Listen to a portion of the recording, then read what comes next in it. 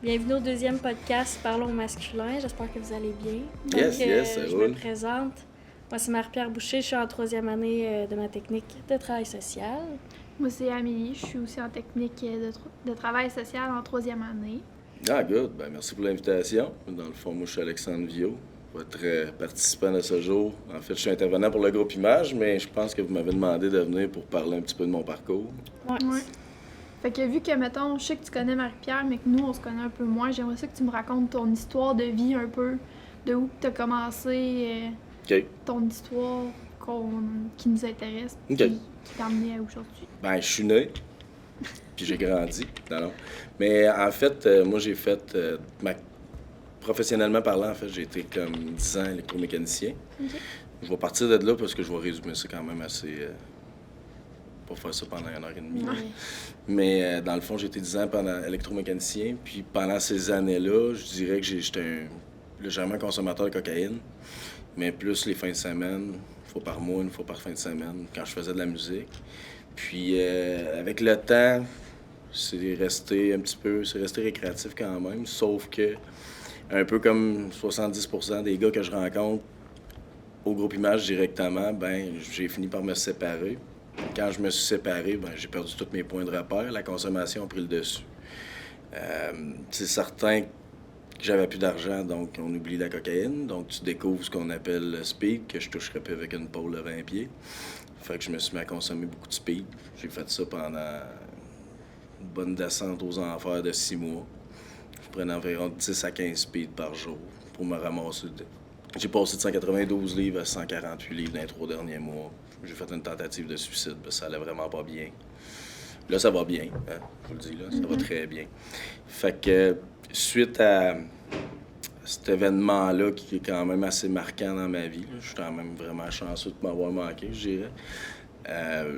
Je me surprends même, j'ai décidé de retourner à l'école, au cégep, pour faire ma technique, la même technique que vous, en fait, OK. technique de travail social. Puis, j'ai réussi à la faire en 4 ans et demi. Ça n'a pas été évident. Je sortais de cure, en fait, quand j'ai commencé mon école. Fait que les profs pensaient que je consommais encore. C'était super beau. Un beau double défi, parce qu'on pensait que j'étais un consommateur qui revenait sur les bancs d'école. Donc, j'ai eu les préjugés.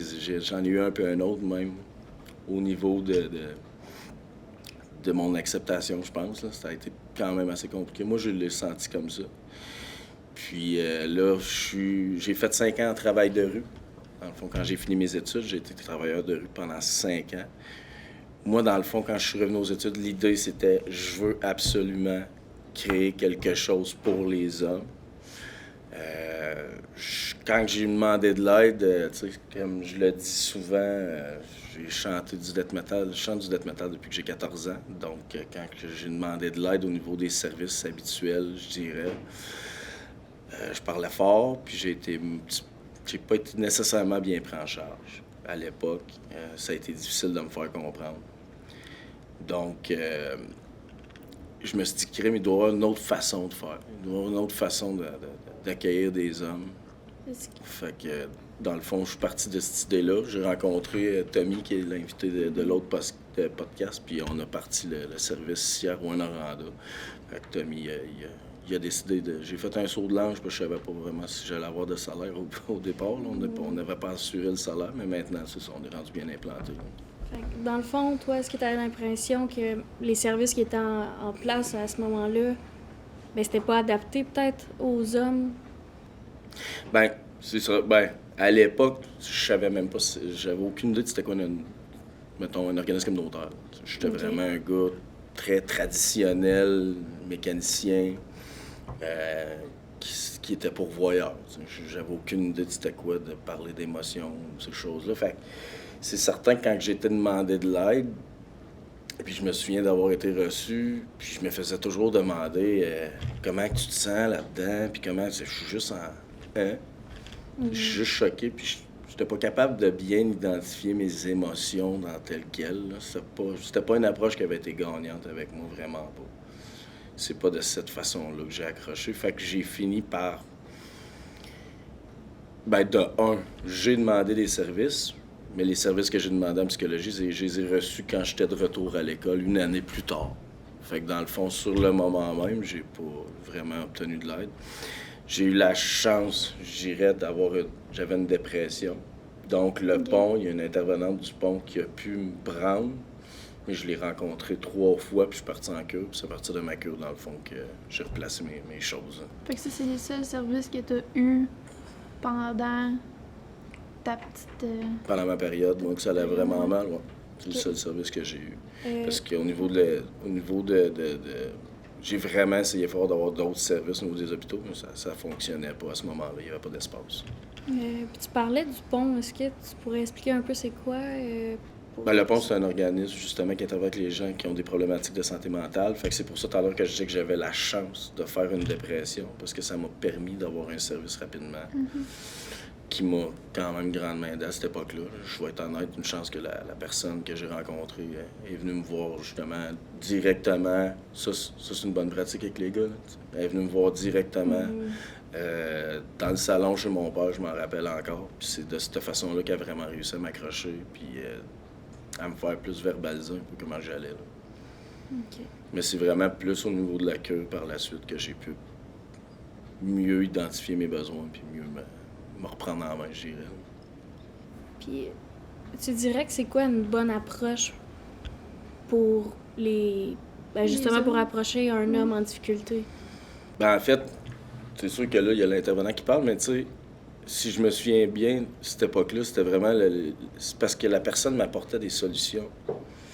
Là, c'est sûr que c'est dans ma façon de faire comme intervenant d'apporter des solutions rapidement aux hommes, c'est ce qu'ils ont besoin. Parce que quand tu arrives là, tu sais, je me suis pas rendu en 2 semaines suicidaire. Là. Ça a duré... la partie que ça a mal été dans ma vie a duré environ 2 ans et demi. Fait que c'est vraiment comme dans les derniers mois que c'était affreux, là. Fait que j'ai tellement essayé de choses.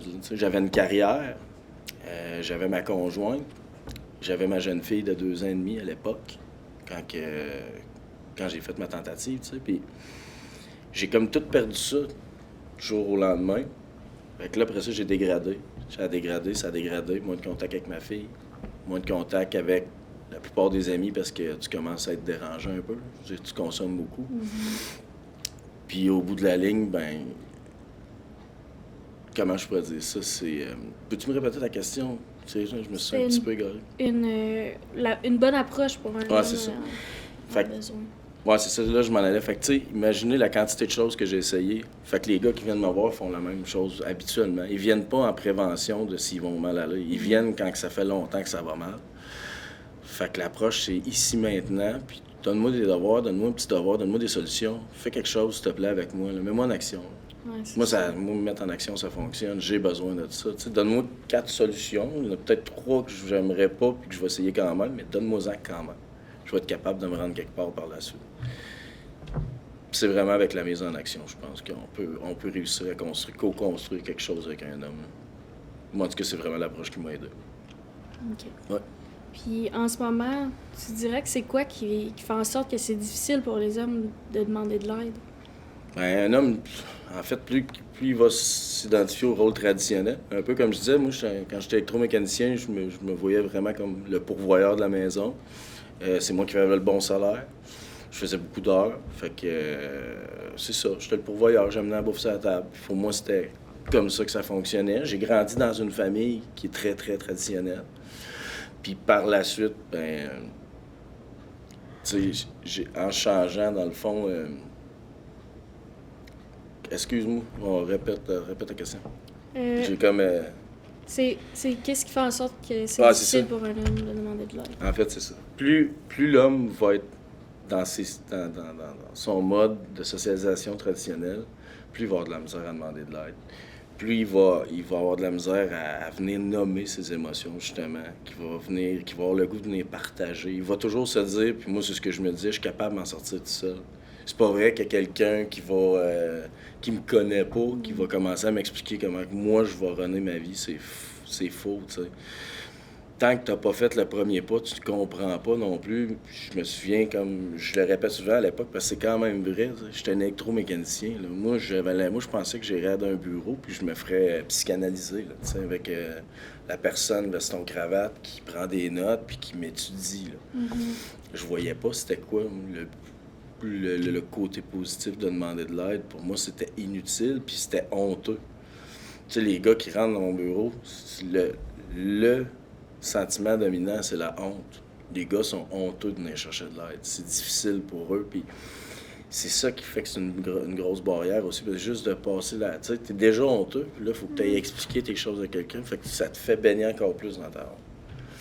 C'est ça, c'est comme... C'est difficile, là. C'est difficile aussi pour un homme, tu sais, de faire preuve de vulnérabilité. Ben oui. Ben oui. Parce que là, tu t'avoues, cette journée-là, tu décides, ben c'est ça, de t'avouer vulnérable.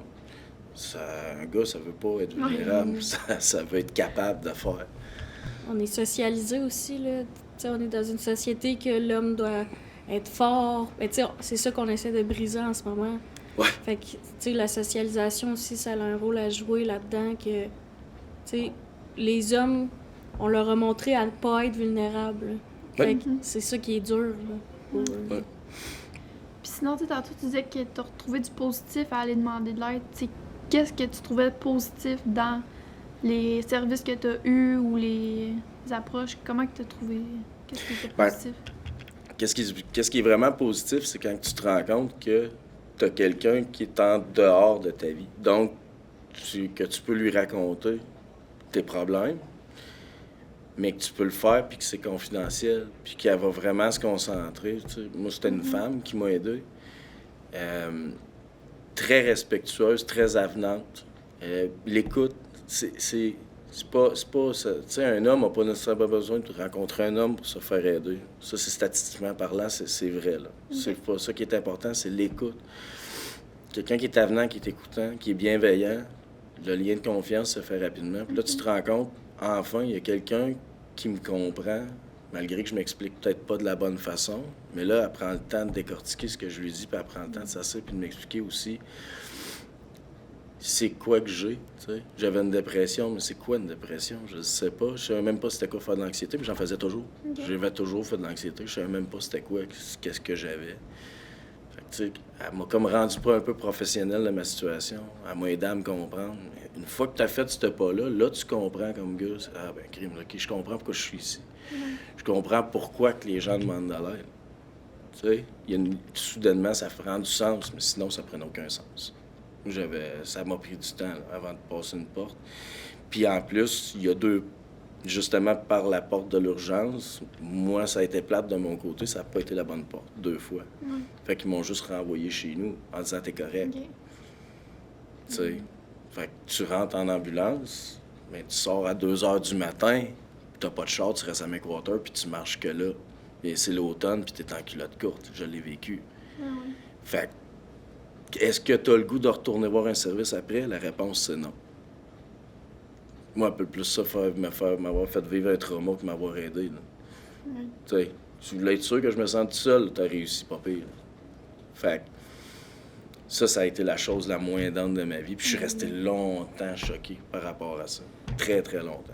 Très longtemps. Ça a été dur pour moi, même comme intervenant, de reprendre confiance puis de me dire non, c'est pas vrai. Il y a des bons services, puis oui, il y en a des bons services. C'est juste que j'ai pas été chanceux, je suis peut-être pas tombé sur la bonne personne à ce moment-là, mais 2 fois.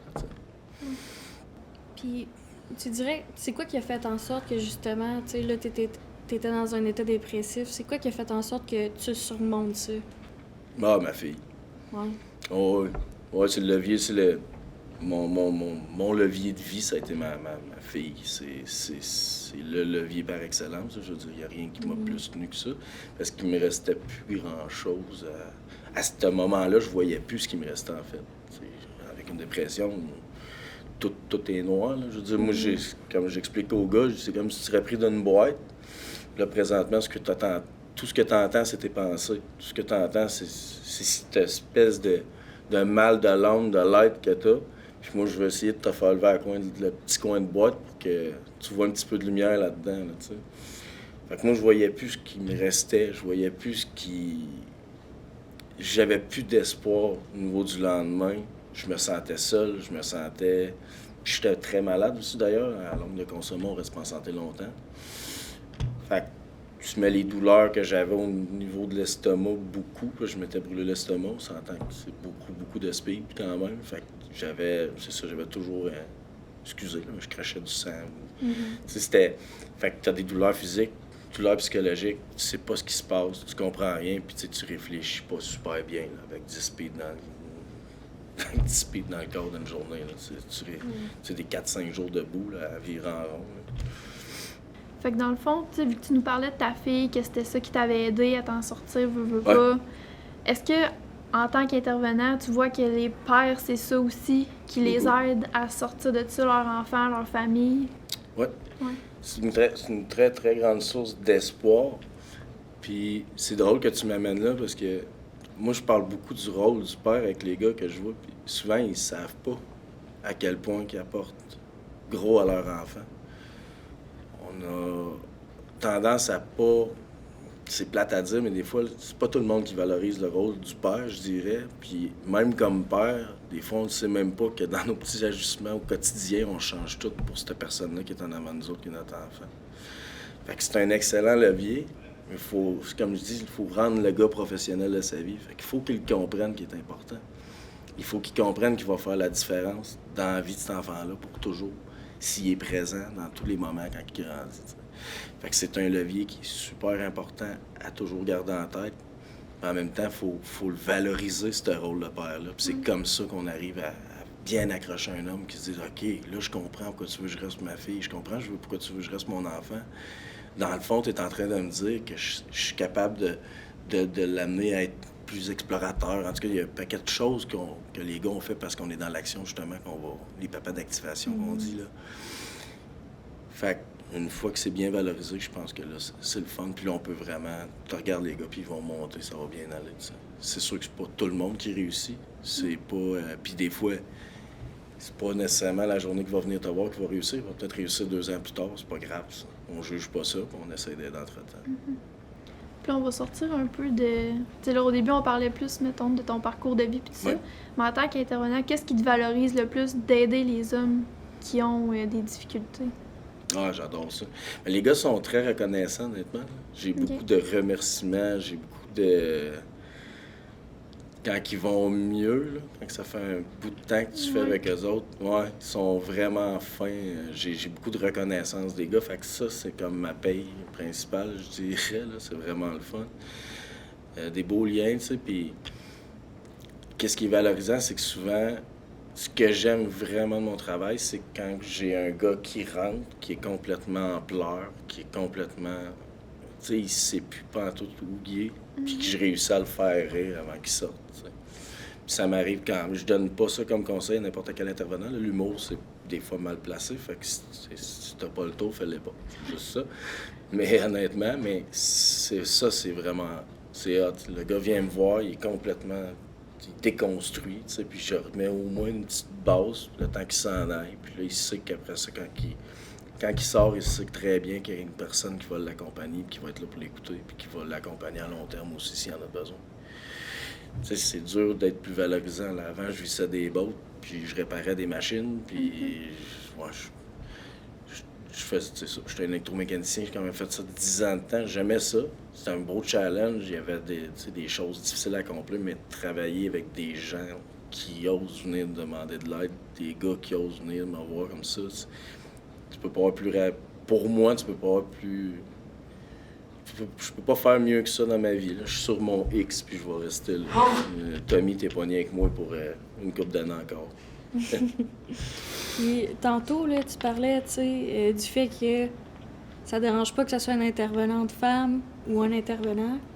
Mais je me demandais, est-ce que les hommes, tu sais, ils peuvent avoir un sentiment d'appartenance avec justement un intervenant qui est homme, fait que ça leur permet peut-être de faire plus confiance rapidement? Ben, en fait, statistiquement parlant, là, c'est la plupart des hommes, là, si je me souviens bien du chiffre, là, il me semble que c'est 76% des hommes se foutent, que ce soit une femme ou un homme, qui soit là.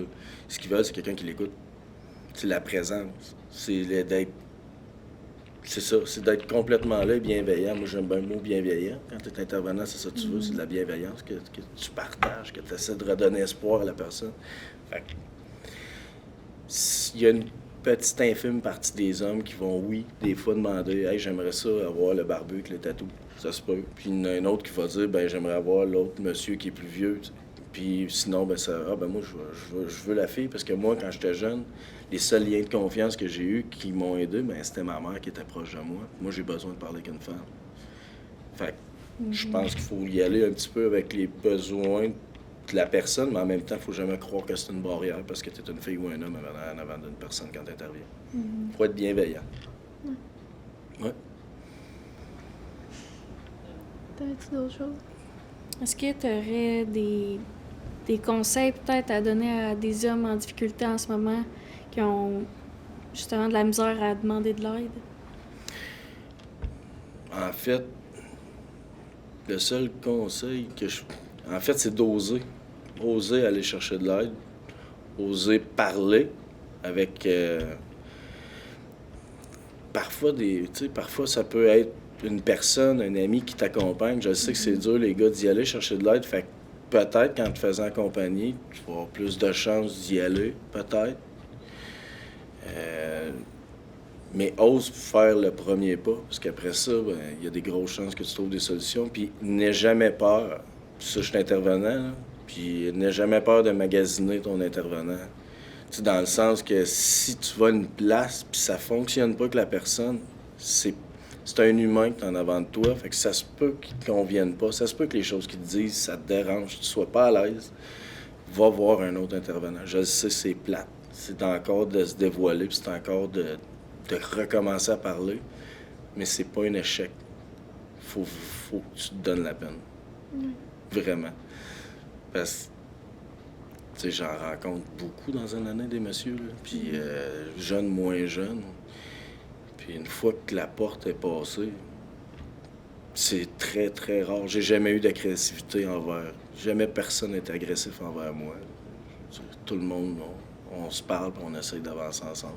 Est-ce que t'as l'impression justement que c'est le premier pas de « OK, là, il faut que je me rende là pour raconter mes problèmes », que c'est ça la difficulté? Bon, je trouve que c'est une des plus dures.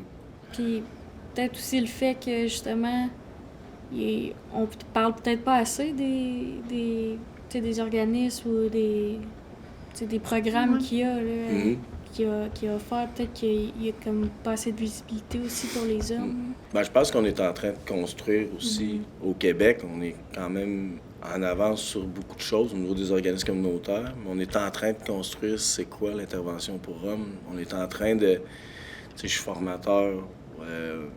Dans le fond, je peux former des gens au Québec en intervention pour hommes. Puis, tu sais, je pense qu'on... Je me trompe pas, c'est peut-être dans les 10 dernières années, on a rendu 10 000 personnes de formées, admettons. Ben, c'est 10 000 personnes de plus qui vont comprendre qu'avec un homme, ben, faut mettre notre switch à homme quand il rentre dans le bureau, puis qu'on agira peut-être pas de la même façon. Tu sais, juste avant de venir faire le podcast tantôt, justement, ça me fait penser à lui. J'ai parlé avec un nouveau gars. Justement, lui, c'était sa première fois qu'il demandait de l'aide, tout ça, puis il a osé faire le pas. Tout ce que je vous ai dit, tu sais, de l'encourager, de bienveillant, tout ça. Il a hâte de me revoir la semaine prochaine. Fait que c'est vraiment, là... C'est valorisant. C'est valorisant. Puis c'est de valoriser les gens qui viennent aussi. C'est sûr, ça les aide. La pratique va... Moi, je pense que tranquillement, tout change. On est en train, comme je dis, de construire, c'est quoi? Tu sais, des maisons oxygène, il n'y en avait pas tant que ça avant, mais...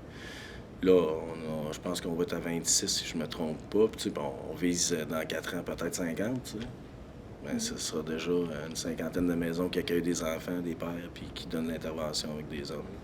100%. Fait qu'on peut voir aussi que, tu sais, c'est en train de se bâtir, tu sais, c'est en train de prendre la place, là, l'intervention pour les hommes. Oui.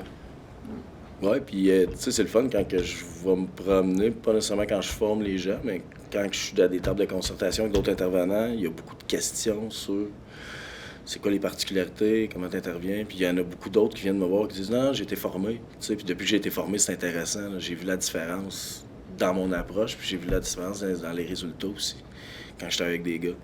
Fait que, tu sais, on est là, je pense, de reconnaître qu'il y a des problématiques qui sont particulières aux hommes. Je pense qu'il faut les mettre de l'avant pour être capable de mieux les comprendre puis être capable de mieux intervenir avec eux autres. On te remercie, Alex, d'être venu partager ton histoire avec nous. Puis c'est ce qui met fin à notre podcast. Donc, merci beaucoup. Ça fait plaisir. On se voit au prochain épisode. Merci pour l'invitation, puis tout le temps d'espoir.